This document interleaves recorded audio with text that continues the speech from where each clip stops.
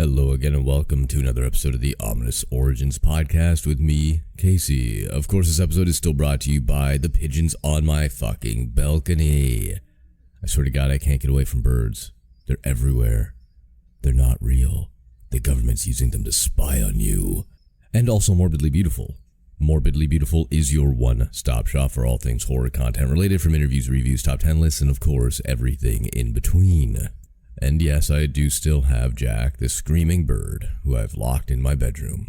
Far, far away from me right now, though he is loud enough that I think you could hear him, even if I weren't recording.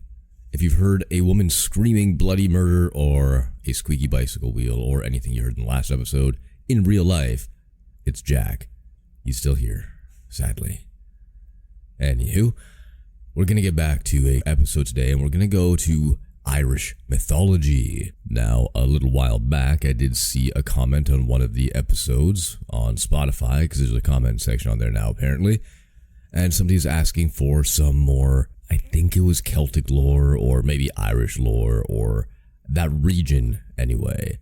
So I found a little something today, not a whole lot of information available, but I'll do my best with what I've got here, and we're going to be looking at a fella called Balor. Now, the pronunciation of his name has obviously jumped around because reasons. So some say Balor, some say Balor, some say Balor, some say Baller.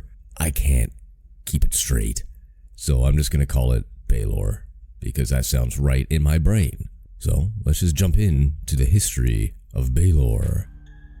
Ominous. Ominous. It is an adjective. Sounds like someone breathing.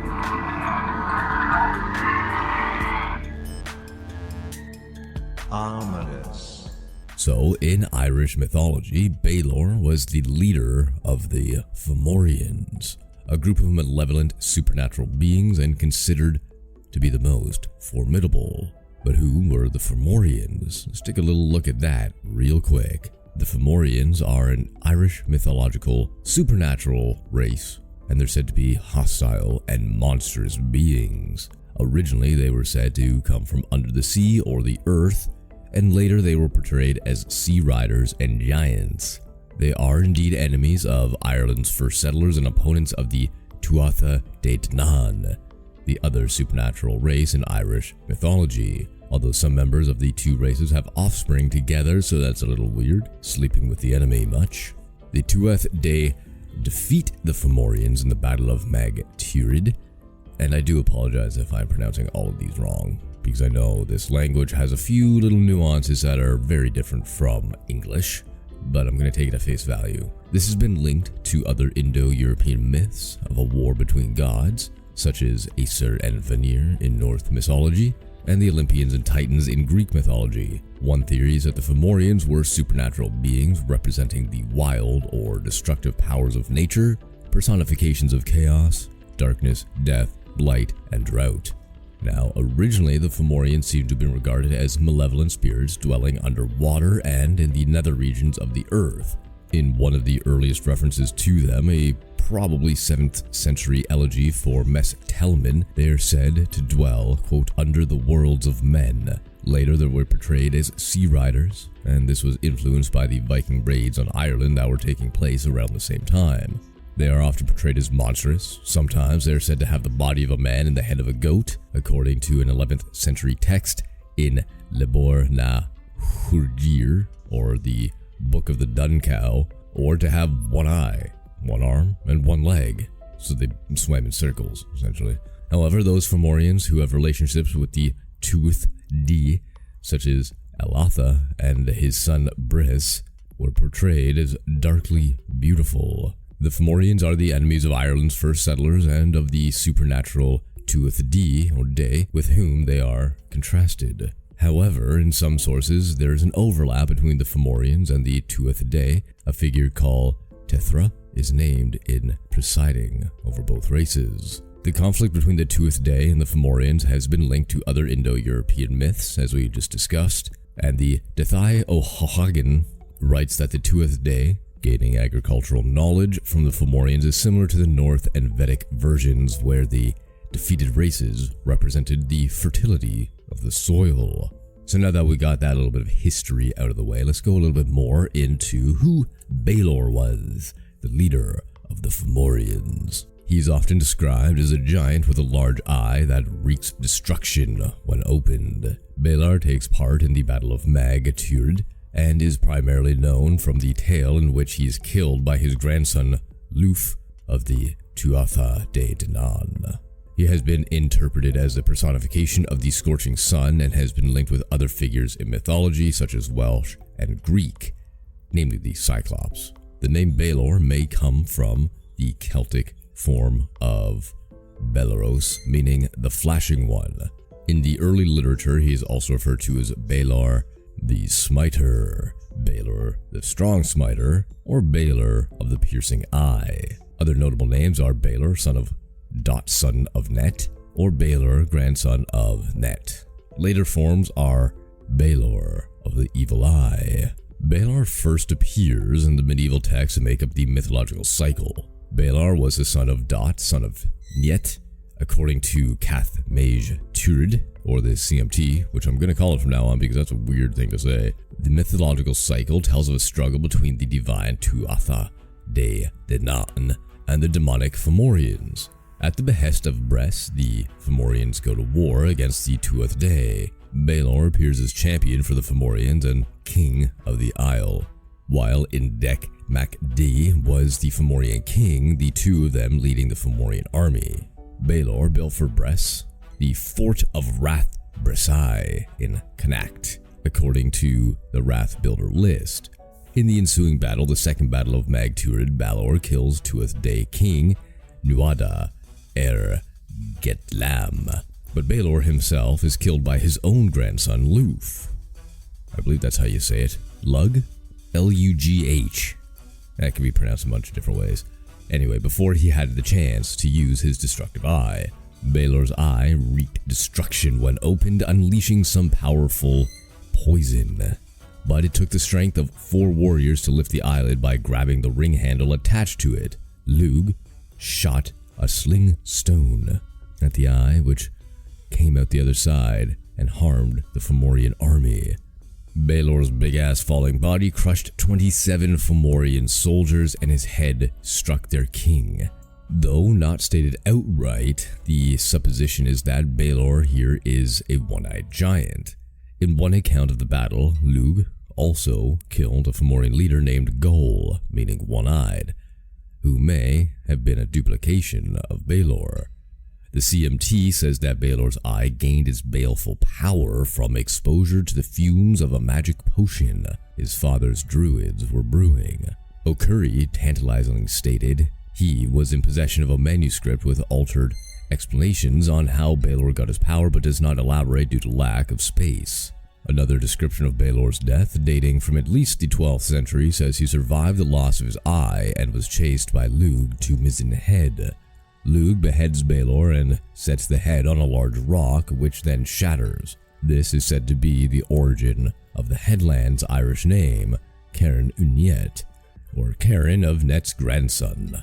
Now there's a distinct difference between mythology and folklore. Now the folklore version of Balor is a little different, not too different, but a little different. In folklore collected during the 19th century, Balor is a warrior or tyrant who is generally said to live on Tory Island. Balor hears a prophecy that he would be killed by his grandson. In an attempt to avoid this fate, he locks his only daughter, Ethnia, in a tower to keep her from becoming pregnant. Balor goes to the mainland to steal the magical cow of abundance, and that's a phrase I thought I'd never ever say, belonging to the McAneely clan. So the clan learns that they can only get the cow back if Balor is dead. So, with the help of his female familiar spirit named Birog, they enter the tower, find Ethnia, and he impregnates her, naturally. When she gives birth to 3 sons, Balor orders the 3 to be drowned. But one survives without Balor's knowledge. The grandson is fostered by the smith who is his uncle. Balor eventually encounters his grandson by chance and is killed by him. The unnamed grandson in this tale is recognizable as Lug. In Balor on Tory Island and its variants, the child is called Louis Levada, Longhand, and is recognized as an equivalent of Lugh. The weapon used by his grandson in the folktale is a little different than in mythology, where it was more like a David and Goliath rock sling. This is a little more gruesome. Balor was done in by a red-hot heated iron rod, or a special red spear that was crafted by his uncle, the latter being of special interest to A.C.L. Brown, who tries to establish the connection to Arthurian lore. Balor's eye is of particular interest and importance in this entire thing, of course, because it could just wipe out a whole lot of people just by opening it. So there's a quote here summarized by Mark Scowcroft, and he says Balor himself may have had 1, 2, or 3 eyes, one of which is poisonous, incendiary, or otherwise malignant. He may have had 2 eyes in front, 1 each in front and back, an extra eye in the middle of his forehead. Lugh always puts the evil eye out. In O'Donovan's version of the folktale above, Balor has 1 eye in the middle of his forehead and a deadly eye on the back of his head. It is described as both venomous and issuing some sort of petrifying beam with powers, kinda like a basilisk. O'Curry deplored the dissemination of such as peasantry, assisted by O'Donovan printing it. The second eye in the back does not preclude comparison with the one-eyed Cyclops of Greek myth. In Balor on Tory Island, Balor covers the eye in the middle of his forehead with 9 leather shields, but Lugh sends a red spear crafted by his uncle through all the layers. It may be that his forehead's eye should be interpreted as an extra eye in the middle of his forehead, 1 of 3 as Scowcroft puts it. Otherwise, Balor would be rendered blind most of the time, but Scowcroft does not specify the work to which he is alluding. Balor is explicitly 3-eyed in a version published by William Hamilton Maxwell, but in another version of the folktale from County Mayo, says that Balor was 1-eyed, yet it was usually covered, saying, quote, he had a single eye in the forehead, a venomous fiery eye. There was always 7 coverings over this eye. One by one, Balor removed the coverings. With the first covering, the bracken began to wither. The second, the grass became copper-colored.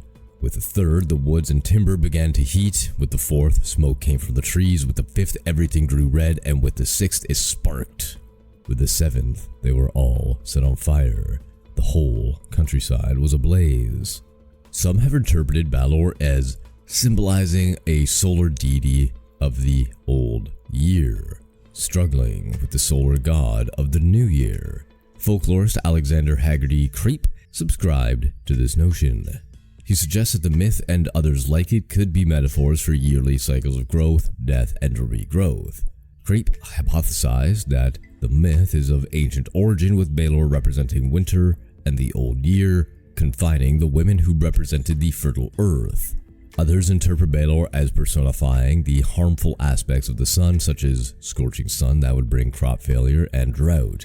He speculates that the imagery of Balor is a conflation of a Bronze Age Celtic god with the Greek Cyclops. Both O'Hogan and Mary MacNeil believe that Lugh's slaying of Balor was originally a harvest myth associated with the festival of Lugnasa and the later tale of St. Patrick overcoming Crom Dubh. O'Hogan also believes that the hero Finn conflicts with figures named Goal, Aid, Eileen, and stems from Lugh's conflict with Balor. Now, of course, there are some parallels here. We've already talked about the Cyclops. There's also another Greek myth featuring the hero Bellerophon, and it's argued that Bellerophon means the slayer of Belleros, which is another Greek name for the Chimera. The main assertion here is that the Chimera and Balor are both monsters that spew flame and thunderbolts, so we're kind of drawing some parallels, but nothing super concrete. So for all Balor's power and might and ferocity, the thing that lives on most nowadays is he's referenced as a species of sponge. I'll let that sink in for a second.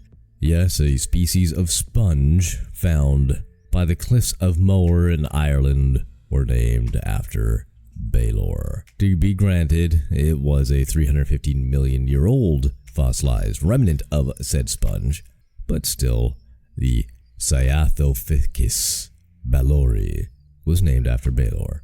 Fun times.